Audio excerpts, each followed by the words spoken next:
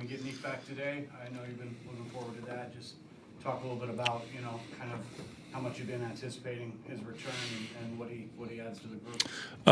Just the versatility that he brings. I mean, he can switch off on a myriad of players. His ability to handle the basketball, grab rebounds, bring it up. He sees the floor. Like, his ability to pass is very high level for a rookie. Like, he sees behind him, he sees the pocket, he sees the corner, he's watching the low man.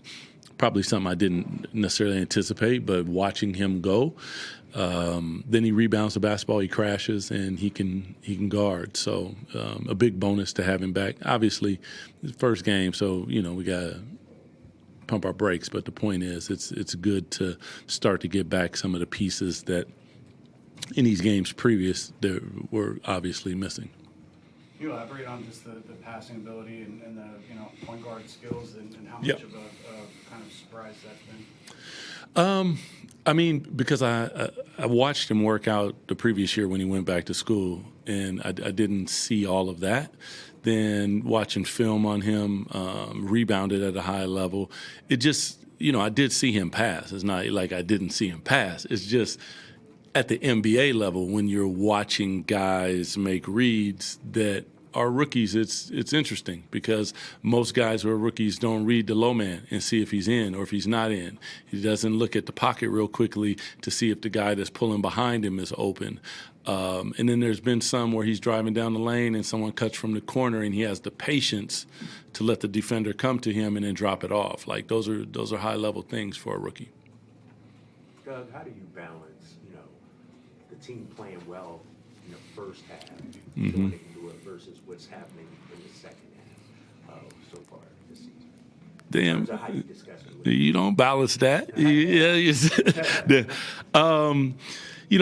It's more about the consistency of our approach, really. Like, there's a side that, you allow your offense sometimes to dictate your defense, and that's not a good thing, because when we're playing the right way, when we're executing and defensively making people feel us, rebounding, all those little things, then all of a sudden there'll be a shot, it bounces, you get out in transition, you get back cut, little things. But in life, little things equal one big thing.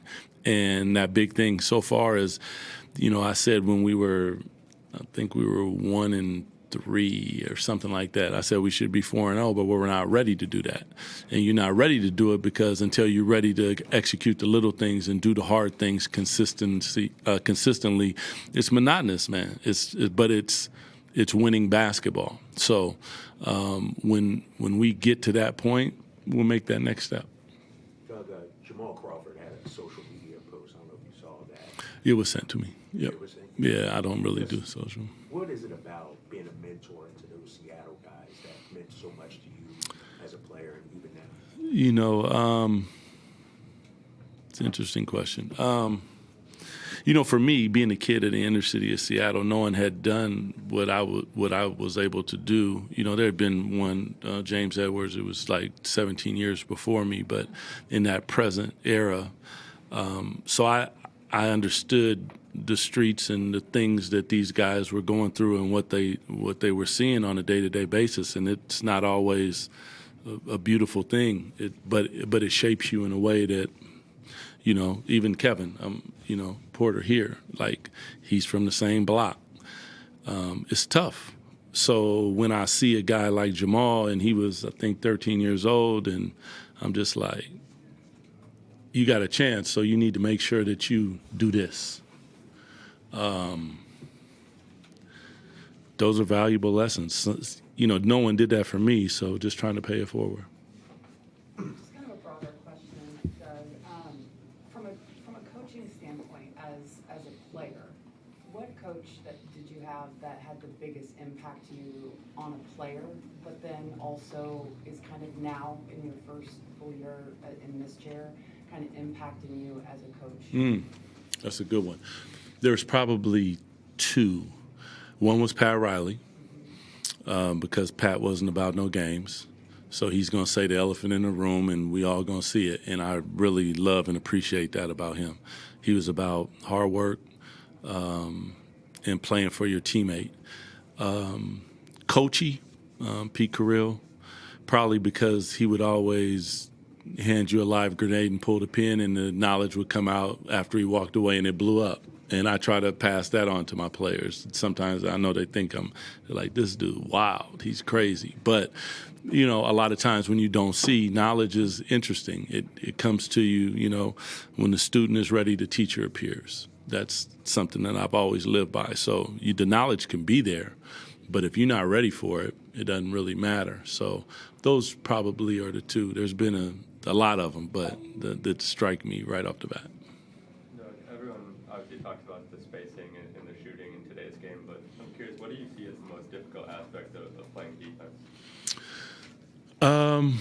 The ability to keep your guy in front of you, because when you talk about spacing, the spacing is there so that the guy can wiggle and have more room.